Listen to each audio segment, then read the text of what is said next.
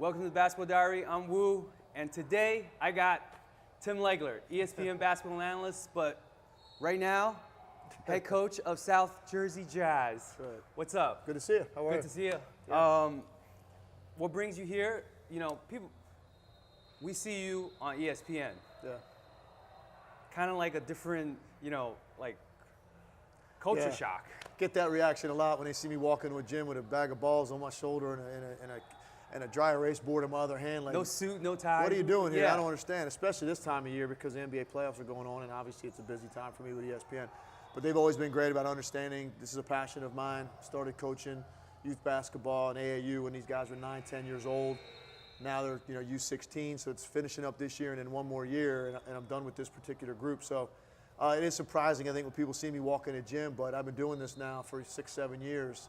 And AAU is same exact busy time as my NBA busy time. Yes. So it's not the easiest thing in the world to pull off, but it's something that means a lot to me. Some of these guys are getting recruited. Yes. You want to mention some of these names? Well, sure, yeah. I mean, I think I have several guys that have a chance to play Division I basketball. Right now, my best player, Miles Kale, is a guy that he's leading all of U16 in scoring for the Under Armour circuit. He's over 20 a game. And he goes to a smaller school in Delaware, so it took him a little longer to get on a map. Started last year as a freshman in the U15 level, started to turn some heads, and then getting into the Under Armour circuit's been tremendous for his exposure. Playing in those first couple tournaments in New Orleans and Louisville, a lot of Division I coaches got to see him for the first time. Yes. And you can't help but kind of be blown away by his athletic ability.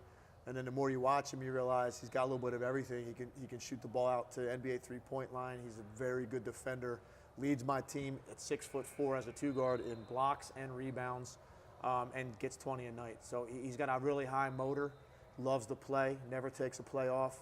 And I think, this has been an incredible opportunity for him to get his name on the map. And I think after this weekend in particular, he's going to find himself on a lot of these top recruiting lists for his class. I think he's one of the best class of 2017 guards in the country. I know I'm a little bit biased because I get to see him every day, but he's that talented. He's a big-time, I think, high major Division I player, and a lot of people are starting to realize that now.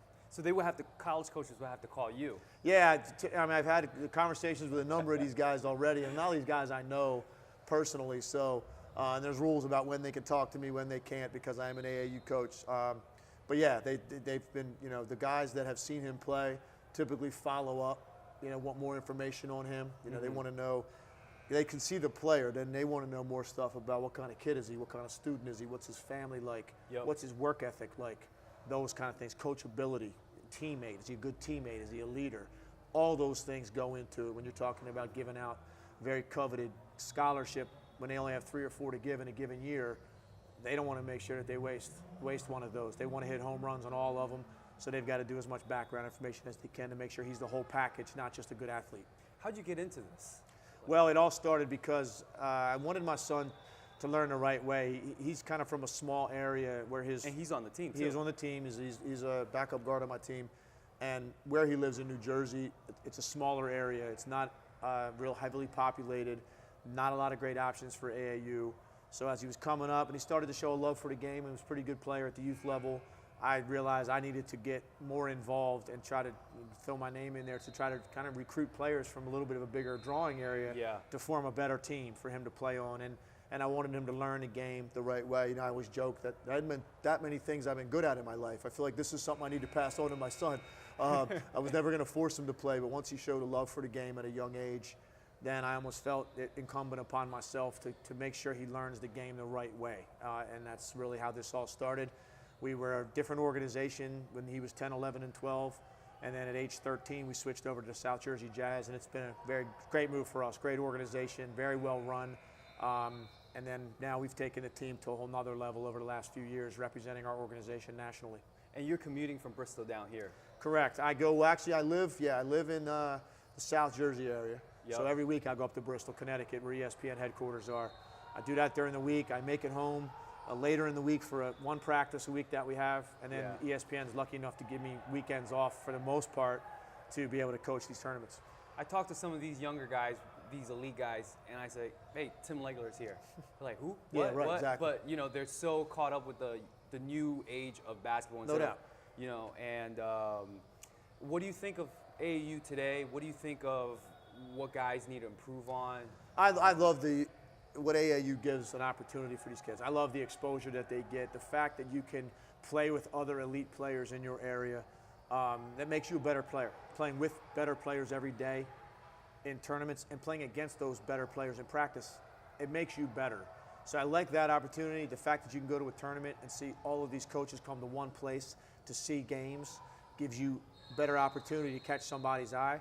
There are some drawbacks to it. I don't like how easy it is for kids to change teams. I don't like the turnover that you have on rosters where you show up, you play one team in March and you see them, and then you play that same team again in June and they have a whole new team with the same head coach. That, I think, is something I wish that they could get a better grip on, because what happens is, I think, sometimes players get catered to by coaches because they're afraid that kid's going to jump ship. Right. And by catered to, I mean sometimes kids don't want to be coached. Yeah. And sometimes you have to yell at a kid, and that's coaching. And kids sometimes don't want to listen to that because they say, you know what, I don't want to hear this. I'm going to go to another team and let me do what I want. Yeah. So as a result, sometimes coaches are afraid to coach kids because they're afraid they're going to lose them. There needs to be, I think, some little bit more regulation on, maybe register a kid with a team at the start of the AAU season. Yeah. And if he's going to jump to another team, you got to make it at least where they think twice about it. So, okay, well, you got to sit out this month, or you can't play for this many weeks, whatever it may be. So there's some sort of punishment, and monitor it a little bit more closely at the tournaments when you show up with your roster. I know that's asking a lot, and that's not the way it's set up. Maybe I'm a dreamer, because I'd like to see things like that happening, because I think there needs to be more accountability for the player toward the team, and vice versa. There needs to be more loyalty that way, but because right now it's a revolving door. Right. If you want to turn your roster over every weekend, you can do that, and I think that's the one downside to it all. Where how do you have such a great skill? You were a great role player, playing. I remember seeing you with the Bullets. Right. And how did you segue into ESPN? I Well, mean, you got great skills in front of the tube. It's like delivery, boom, boom, boom. It's interesting. Did you know you were going to do that? No, I didn't, and I had no real desire to. When I was in Washington, toward the end of my career, I started to do more and more TV with guys at the time who were local guys, like Tony Kornheiser and Michael Wilbon. Yeah. Those were local Washington, D.C. writers. Right. And had Big radio time. shows, right, but they weren't national. They didn't have PTI. They weren't associated with ESPN. So the more interviews I started to do as a player for the Bullets, when they needed something, they would always come to me, it seemed like, and bring me into the studio. Yeah. I even hosted Tony Kornheiser's All Sports radio show when I was a Bullet, because fortunately for them, I grew up in that area. So the Redskins are my favorite team. I followed the Capitals. The Baltimore Orioles are my team. So when I would do an All Sports radio show, I knew the history of those organizations. I could have that kind of back and forth with the caller. So I did some of that, became friends with those guys. But then I retired from the NBA. The first thing I did was go back and get my master's degree at Wharton, University of Pennsylvania, because I wanted to go into the white-collar world, maybe start a business, find some smart guys and get involved with them. And I got a call from a guy named Rick Bucher, who was actually a writer for the Washington Post, covered me with the Bullets, had moved on to ESPN. That's he was now an insider for them, and said they're looking for an analyst. I know you did a lot of TV work with Kornheiser and Wilbon and those guys. If you're interested, call this producer. So I did. They flew me up. I auditioned. And then once I kind of heard what the job would entail and how great my schedule was, because I had two very young children and I wanted to spend as much time with them as I could now that I was retired from the NBA, it was a no-brainer for me. But that was 14 years ago. I mean, I started off with a one-year contract and I worked 25 days for them that first year. I didn't know if I was going to like it. They didn't know if they were going to like me. But here I am 14 years later, and I'm the top studio analyst for them, #1 sports center analyst for the NBA. So it's been a great run. You're doing this, you're doing ESPN, and you're going to the NBA you're doing the NBA finals, I am right? going to the NBA finals, correct. I'm doing 4 days in Bristol, actually previewing the finals. Once the two teams are set, I'll do 4 or 5 days in Bristol. A lot of touch screens, a lot of basketball analysis, breaking down what to look for in the NBA finals, and then you'll see me on the road from basically game 3 on. Okay, so we got right now, real quick, before you got coach the game, both teams, Cavs, Warriors, 3-0. Who do you got for the conference final champs, and then who do you have for the finals? Yeah, it looks like Cleveland Golden State. I've kind of been saying this now for probably about 6 weeks. It looked that way. But then when Love got hurt, I thought that changed everything. I didn't think they could beat Chicago without Kevin Love. Chicago had some real issues offensively with just lack of flow and stagnancy, and Cleveland's defense rose to a level I didn't think it could, especially with Kyrie was limited. So for them to escape that, that's when I really realized, okay, this team is now defensively on a championship level, even without Kevin Love. If they get anything out of Kyrie, these other role players now around LeBron, you've got a team that could win it all. I still think Golden State is the team to beat. I think it's going to be those two in the finals. I see that being a very long series, 6-7 games, but ultimately I'll favor Golden State. I think they've been the best team all year. It seems like their year. And I love the depth of their bench, I think, is the difference, because they can have 5 bench players in the game at the same time, and they don't lose much. You're a great three-point shooter.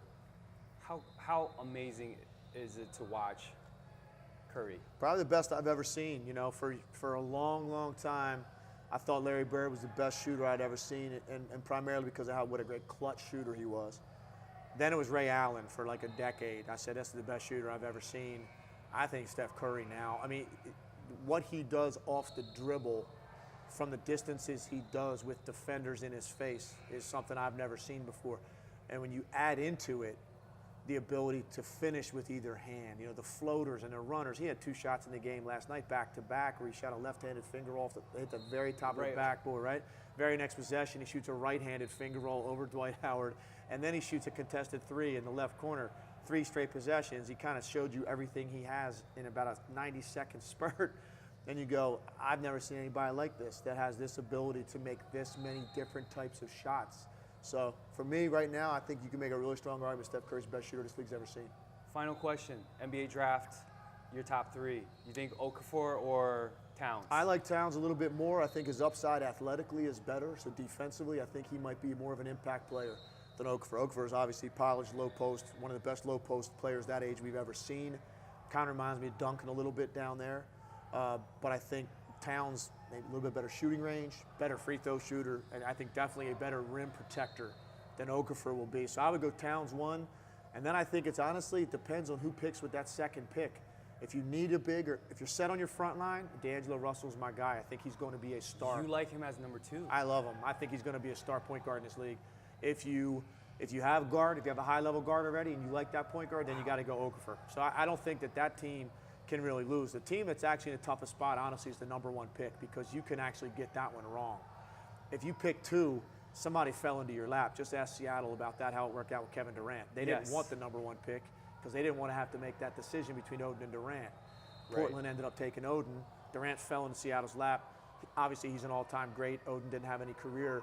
So I think the team that picks second in this draft, because there's not much of a fall-off, you're better off, because then his decision was out of your hands and you can't be second-guessed by your fan base. Wow. Tim Legler, everyone. Thank you very much. My pleasure. Coach Tim Legler. Yeah, that's right. Now hopefully we go get a win before I get out of here. And he's making noise in Jersey. Players, Sports U, better watch out. South Jersey Jazz is coming up with the 3-point specialist right here. Appreciate it. Hey, thank you very much my pleasure. again, and good luck today. Thank you. And enjoy the finals. We'll do.